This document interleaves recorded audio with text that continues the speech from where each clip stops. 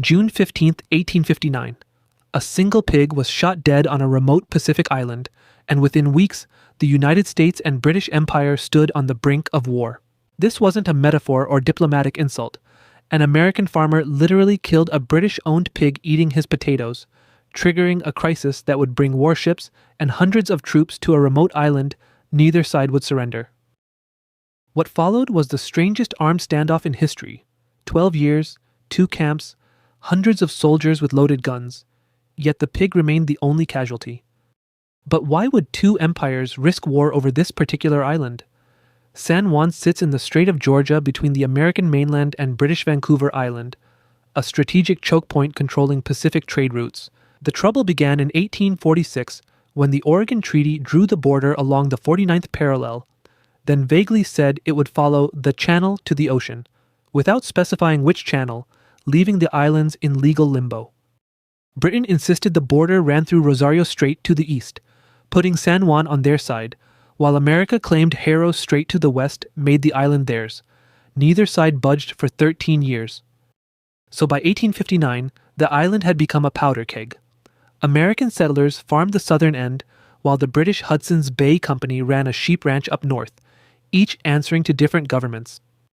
Then came the morning of June 15, 1859, when American settler Lyman Cutler walked out to his potato patch and found a large black pig rooting through his crop, again.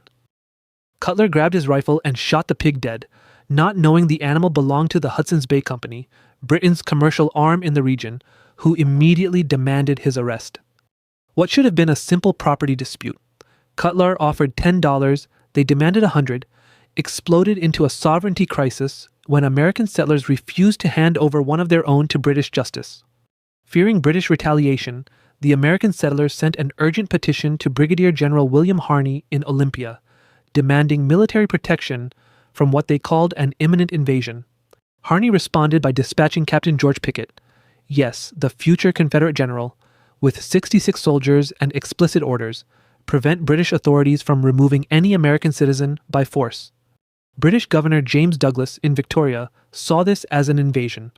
Within days, he ordered Rear Admiral Robert Baines to dispatch 3 warships, carrying over 2,000 men and 84 guns, to the island. Pickett's 60 soldiers dug in at Griffin Bay, flying the stars and stripes and bracing for what seemed inevitable, a lopsided battle they couldn't possibly win. Within days, HMS Tribune, Satellite, and Plumper anchored offshore, their cannons aimed directly at the American camp, creating a standoff where one nervous mistake could ignite a full-scale war. The math was brutal. 60 American riflemen facing a naval force 30 times their size, but both commanders had received identical orders from their capitals. Hold your ground, but do not fire first. So for weeks they waited, American reinforcements swelling the camp to 400 men, while British ships patrolled the waters, each side knowing one accidental shot would plunge the Pacific Northwest into war over a dead pig. But when news finally reached Washington and London weeks later, officials on both sides reacted with horror. Two great empires on the brink of war over livestock was too absurd to defend.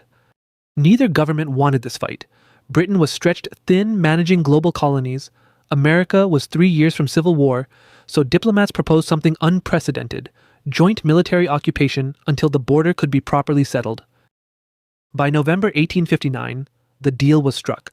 American troops would hold the southern end, British Royal Marines would camp up north, both forces armed but under strict orders, no aggression, no provocation, just wait. And so, the crisis that nearly sparked a war transformed into something stranger. Two rival empires sharing a tiny island, maintaining separate camps, flying different flags, all because nobody wanted to start a war over pork. Which meant the strangest peacetime deployment in military history had officially begun. 12 years of American and British soldiers living a mile apart, each side armed and watching, neither side ever firing. The soldiers celebrated their own holidays, Americans firing salutes on the 4th of July, British troops toasting the Queen's birthday, but they also traded goods, played sports, and attended each other's parties. Each camp maintained its own jurisdiction, American law at the south end, British law at the north, forcing settlers caught between them to navigate two legal systems, which was absurd but somehow worked. And through it all, 12 years, 2 camps, hundreds of armed men stationed on opposite ends of the same island. Not a single shot was fired in anger, leaving the pig as the conflict's sole victim. But neither government wanted this stalemate to last forever, which meant they needed someone both sides would trust, a neutral judge with no stake in Pacific Northwest Islands. So in 1871, Britain and America signed the Treaty of Washington, agreeing to binding arbitration, and chose Kaiser Wilhelm I of Germany, a European monarch with zero Pacific interests, to decide the border. Wilhelm studied maps, reviewed both claims, and consulted his advisors for months before issuing his ruling on October 21, 1872.